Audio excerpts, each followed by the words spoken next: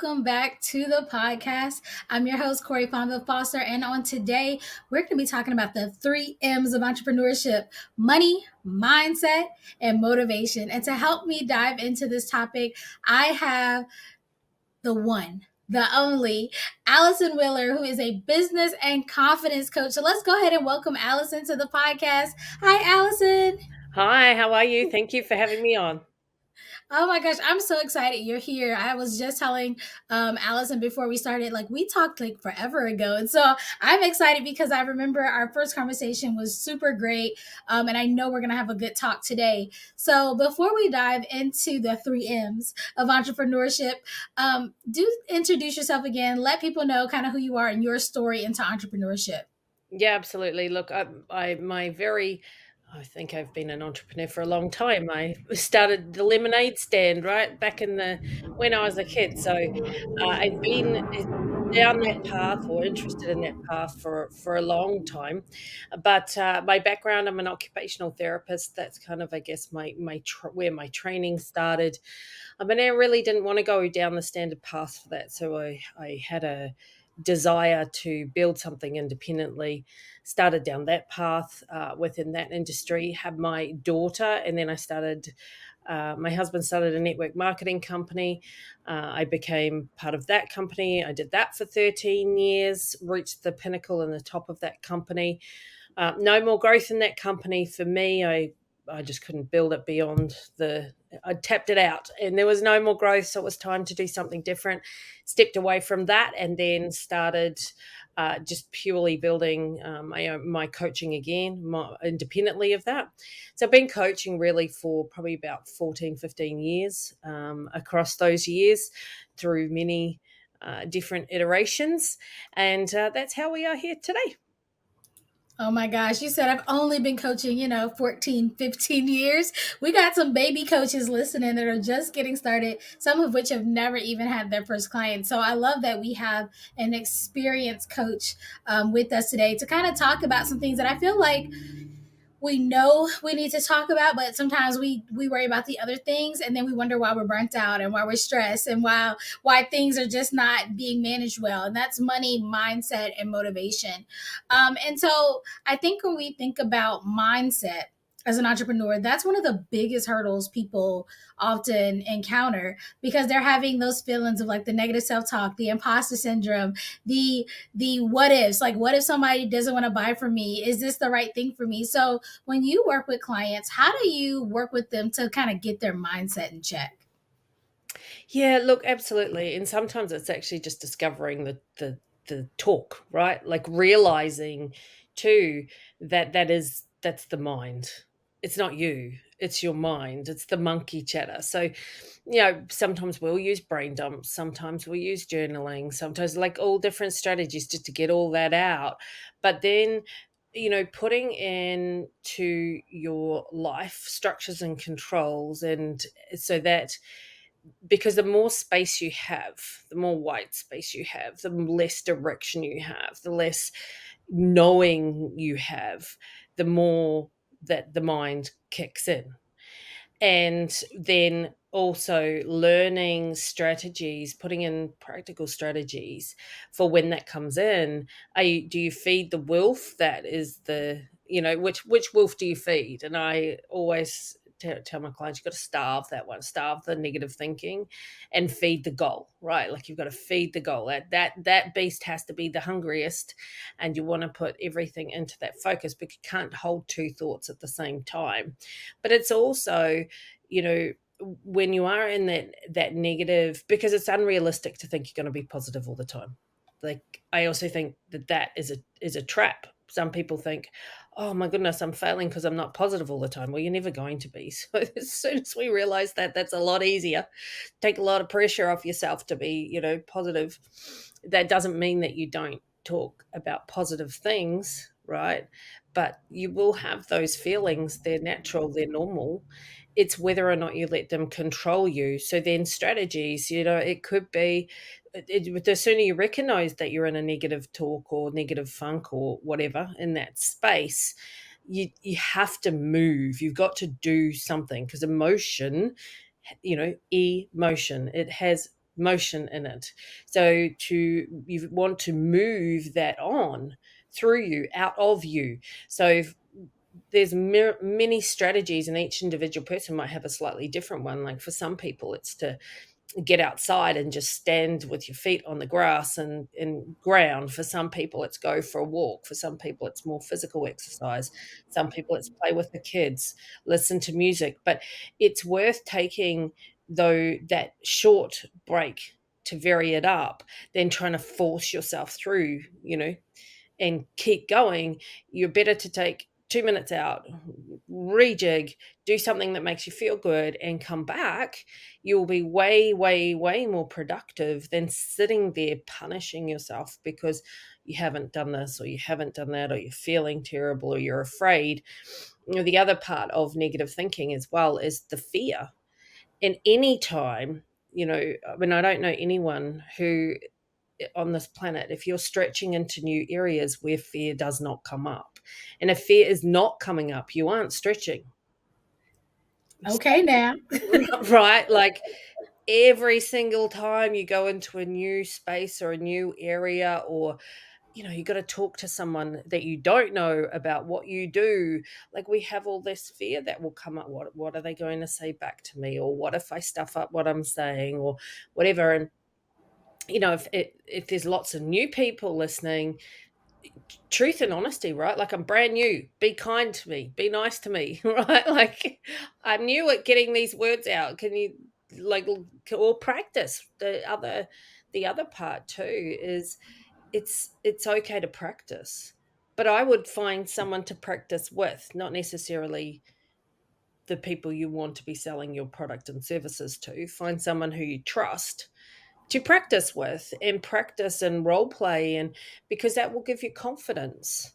You don't have to wait to be in front of a client, and then because if that goes negatively as well, we can then build a story, right, of who we are and what we are. um and I'm rambling, but you can stop me anytime. The other thing too is, Corey, No, is I'm listening. I like it.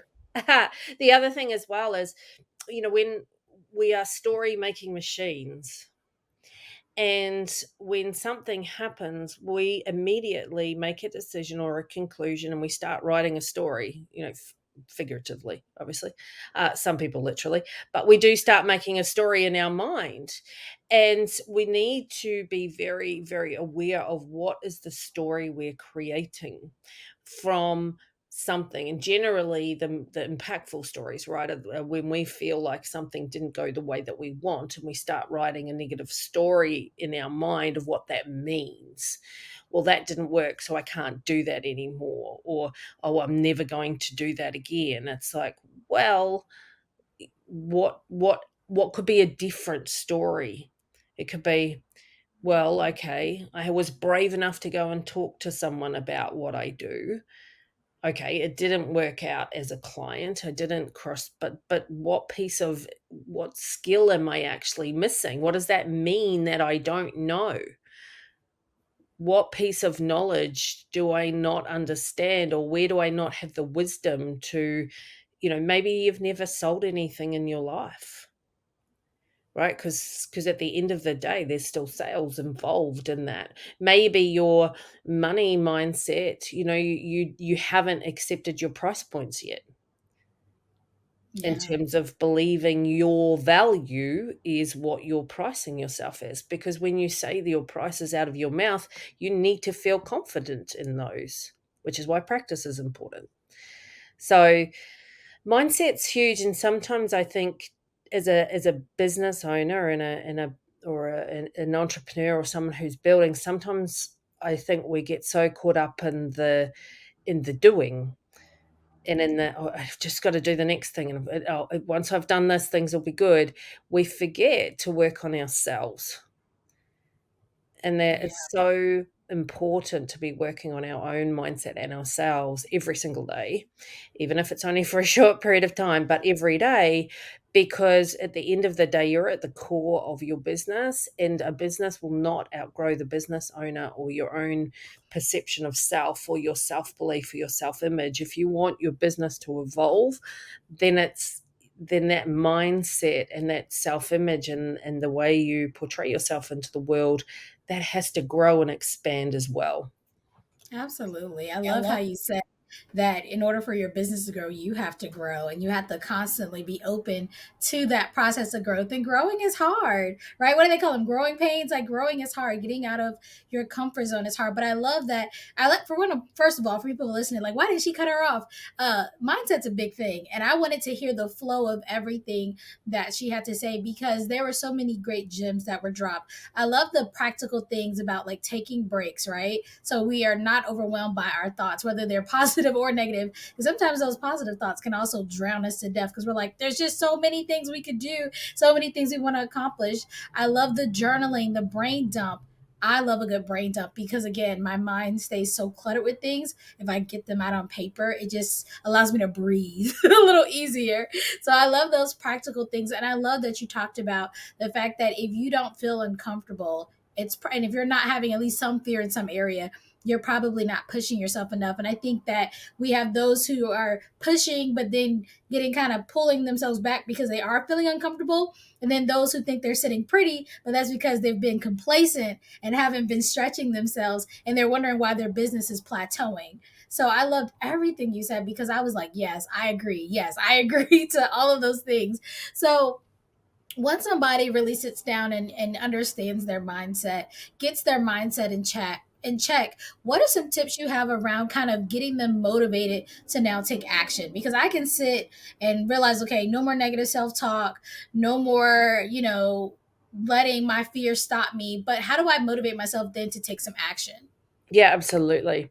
And motivation, it's people say, "Well, how do you stay so motivated?" I get asked that regularly, right? And my clients will come to me because they're like, "I just can't get myself to do what I need to do." Number one, you need a goal, right? You need a very clear, defined goal. And a lot of people, it's not clear. I want to make more money. What on earth does that mean? Right? You can make, is that 5 more cents? Is that $5 million? What is it? Right? Specific, clear goal, and something that really kind of puts a wind in your sails. What is that? What is it? It's got to have a bit of oomph to it, right? Because it's got that goal needs to pull you forward.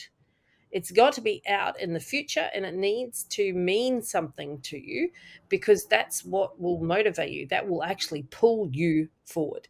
So you need a goal in the future that actually but not so ginormous that you can't even fathom it in your mind. So once you've got that goal out there, like it has to still seem somewhat real to you.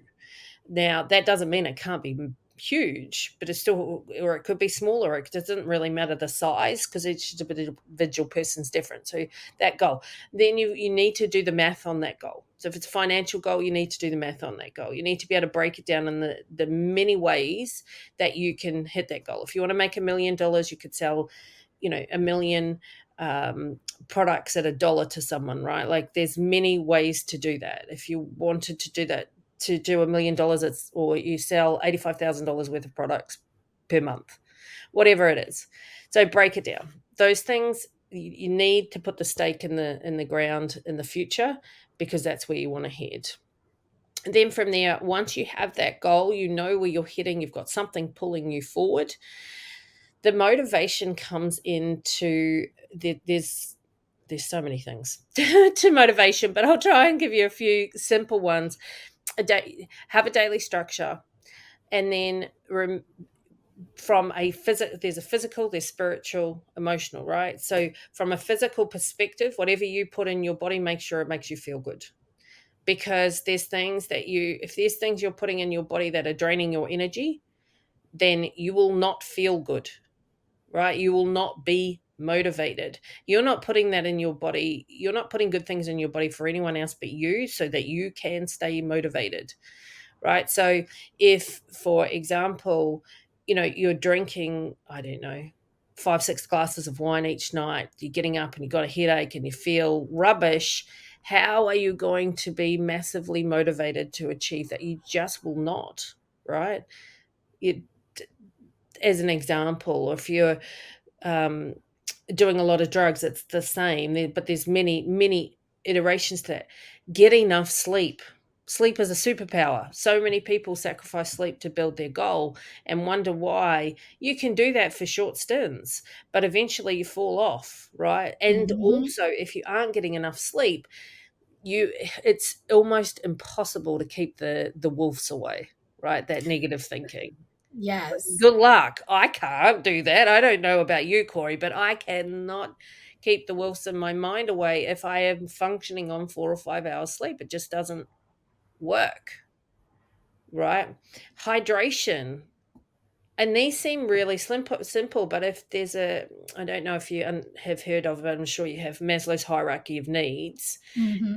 right at the bottom. They're really simple things. People don't always do them though. We forget about them, but they actually impact on our motivation. So to have the highest levels of acquisition where we everything's working the way we want, it starts with the basics. Drinking enough water for your body weight, like it's a liter per 22 kilograms, right? That's actually quite a lot of water for most people. Yes, it is. Right, but you are 70% water. So if Mhm. you need that water, it's actually part of motivation because your body flushes out all the rubbish every time you have negative thoughts. It actually has a consequence on your physiological system, hormonally, all that. So you want to flush all that rubbish out. You don't want to be holding that in your body. Not good for your motivation, right? You might have a favorite song. You might have your daily affirmations, pictures of your goals up to motivate you, to remind you. Write your goals out every day. Sometimes, if you're having a really hard time, you might need to write your goals out every hour. Mhm. It's also really important for your motivation. I say this all the time, and I've fallen into this trap many times where I don't count my wins. I don't document them, right? And that you soon lose motivation because sometimes then you're waiting for the big win. And that can be a long time. It can be a long time between big wins, but there's all these little wins that are along the way, and success breeds success. Absolutely. I love that you said that because I'm always telling my clients, like, celebrate now. Celebrate now. Don't wait because first of all, if you don't write your goals down, especially make them small enough where you can see the little targets and not just the big targets, you will be so stressed about getting to that finish line, but you don't even realize all the things you accomplished. And I'm like, wow, like you missed out on all these amazing moments that you could have been excited and celebrated. And that celebration, like you talked about hormones and things, it releases endorphins and you're excited and that pushes you and motivates you to move forward too. So I love, like, we're always getting the practical guys. I'm like, yeah, we can feel all great after these conversations, but the practical things, staying hydrated, like, you're a whole person. You're not just an entrepreneur, you're a whole holistic person. You have your mind, your body, your soul, and you have to take care of all those things in order to show up as your best self. And I think that that's true in most cases. And I think people realize it on the negative side because a lot of people hate going to their 9 to 5s, right? They feel like exhausted and stressed and they don't want to get up in the morning to go. They have to drag their feet to go. And it's like, okay, if you understand the negative parts of when you're not happy and you're not treating your body good and you're having to go to something you hate, well, on the reverse side, if you want to love your business and you want it to grow and you want to flourish in it, you got to do all the positive things as well. You got to get the sleep. I'm horrible. People listening who know me know, like, Corey don't drink no water. I got to do better, guys. I got to do better. Like, that's why my business hasn't hit the number I want. I need to drink more water. But no, it does matter because if you've ever eaten something that your body doesn't like, you feel like crap. And when you feel like crap, you don't do your best work. So I think it makes perfect sense that in order to stay motivated, you have to set your goals, like you said, but also treat your body good, treat yourself good. Talk to yourself nice. Be your biggest cheerleader. I think all of those things kind of go into that. Now, kind of on the back of the idea of motivation, I'm not gonna lie. One of my biggest motivators is, of course, the dollar. You know what I mean? Like, of course, we in business to make money. I always tell people we got to keep the lights on. And even though we're helping people, of course, we want to have some financial compensation for that. We're trying to build legacy, generational wealth, things of that nature. So when it comes to the money aspect, how much should we allow money to motivate us in business, or should it be more focusing on the goals and the results and then kind of letting the money come, or should it be both? Depends on you, Okay. right? There's nothing wrong because I think we have um, so many negative connotations around money, right? Yes, People say, definitely. I don't want to be money motivated. It's like, well, why are you in business? Amen. Amen. Right? Like the people say that when they don't understand money. Money's not dirty. Like we're all brought up, right? Like don't put money in your mouth because it's dirty or whatever when you're a kid. Don't pick that up there, right? Money's an energetic thing. It's the product, like it's an exchange, right? Money's exchange for goods and services. Period. End of story. Right. So Hmm. money, well, it is a tangible thing. We make it into tangible. Most people don't even carry money anymore. So it's That's not true. even that, right? So it's an energetic thing. You need you want to clean that idea up in your mind around money. You are a valuable product. Therefore, you provide value. Therefore, you should be paid for that value. There is nothing wrong with that. But I always say, or often say to my clients, people who are having a money exchange issue, is how are you doing that in the world? How are, if your customers are coming to you saying, oh, I, I don't have enough money or no, blah, blah, whatever. Where are you doing that? Where are you turning up in the world doing that? Because undoubtedly it's a comparable exchange. How you do money is how they'll show up to do money with you. But having a big money goal, having money goals, having clear on money, I'm very clear on my money goals. Why? Because that's how we actually target and know how we're going. That's the benchmark, right? It's a benchmark measure. Doesn't mean money is not who I am. No, it's an exchange of service. It's an exchange of value. So I think clear money goals, great. If you don't know what your clear money goals, how on earth are you going? You are in business. How are you going to measure whether your business is doing how you want? But then take the emotion out of the money, right? Like Yes, it's not, yes. it literally is just money. And then you tangibly, if you've got money goals, fabulous, but you want to just tangibly track the statistics of that. Is it going up? Is it going down? What's happening statistically? Right? Like make it quite logical when it comes to money. And then, uh, you know, most people, particularly coaches, want to provide a great service. The reason they are doing what they're doing, like the reason we do what we do, is we want to help people. Hmm. That's not going to change just because you want to earn more money. Who you are as a person, the more money you earn, it doesn't change who you are. It just makes you more of who you are. So if you are a good person, which most people are, then having big money goals and wanting more money, okay, good, great. Does that get you out of bed? Excellent. Right? And if someone says you're too money motivated, I've heard that before too. It's like that's their money issues. How do they know? Hmm. They're not in your body, they're not in your mind. I agree. I think that makes perfect sense, kind of changing the way we think about money, because money's a tool to do other things. Money can't keep you warm at night. Well, I guess you could burn it, but other than that, it can't keep you warm at night. So yeah, it's a tool to use, and I do believe, like you said, we have to change the connotation around it, because I think most of us have been told certain things about money, even in like the media. Usually, the person with a lot of the money is like this big bad person, the villain. And it's like, no, the cool thing is that if money gets into the hands of people who are trying to help and do positive things in the world, then the money does good things. If the money gets into the hands of people that are bad and trying to do horrible things in the world, then the money is bad. And so if you know you're a good person, then your money's great. And the more you have, the more helpful more helpful you can be. I have so many entrepreneurs that come to me and like, well, I'm gonna have a nonprofit because I'm trying to help people. Just because, first of all, nonprofits can make money, but secondly, just because you're trying to help people doesn't mean you have to go broke doing it, or do it from this idea of like being like Mother Teresa, like, oh, I'm just gonna do all these things for free. Because what about your family? What about your kids and your kids' kids and your community? You can't give them anything if you don't have it to give. So I love that we kind of changed our thinking around money, because yeah, money, I definitely have a clear money goal that I check on. And I also have other goals, like how much time am I going to be able to spend with my child? Because that's one of the reasons why I got into entrepreneurship. I wanted to be able to be the best parent I could be, the best wife I could be, the best friend that I could be. And so those are some of my goals too. And before, because I see we're running a little bit out of time here, I want to talk a little bit before we hop off, now that we understand our money, we understand our mindset, we understand our motivation, about a little bit about work-life balance.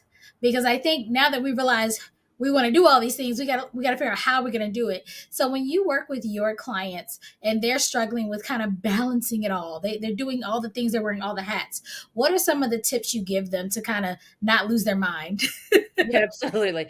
And look, it's called a hustle for a reason, right? Like it's not entrepreneur life is a chaotic mess. Mind you, I think life generally is a big you like we live in this kind of chaotic mess of life. It's a game. But no, having a diary, having a schedule, actually document when are you doing what. If you don't have a schedule, you're going to find entrepreneurship very challenging. You will feel like you have no time. When you structure your day out into 15-minute, 30-minute incremental lots, and you structure and you put everything in there, it makes a big difference because you can see where the gaps are, right? So that's really important. Keeping your word and being disciplined with that is also extremely important. Oh yeah, I'll spend that time with you in half an hour, and then you don't.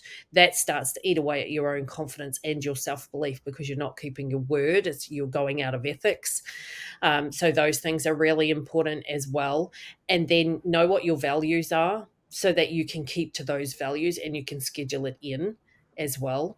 And when it comes to family and things like that, most people with it that love you want to spend quality time with you, not necessarily quantity time doing nothing, quality time. So make those moments count, make it quality over quantity, because they still will not have their cup filled. And communicate with those people as well. Usually it's work life balance, we want time for our family and things like that. How do they want to be loved? What's their love language? How can you meet that, and how can they meet that for you, so everyone feels like their cup is being filled up, not that it's a big strain on your time.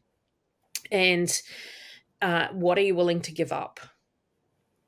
So the more you bring in, the more goals you need to know what you're willing to give up, or what you're willing to put down, or what you're willing to outsource as you grow and as you get busier. Yeah, okay, we can do everything, just not all at the same time. So, right, so when you bring in something new, something else has to go, right? So, being aware of, and that can be a real juggle within yourself, particularly for women, because we think we want to do, I've got to do it all. Yeah, well, no, you don't. So, well, you can, but you won't feel very motivated and very great, and then you'll probably resent the people around you after a little Mhm. while, because you think they're not helping. Communication as well. For work-life balance, communication is huge. You have to be willing to ask for help, right? Absolutely. And that is a Absolutely. big part of it.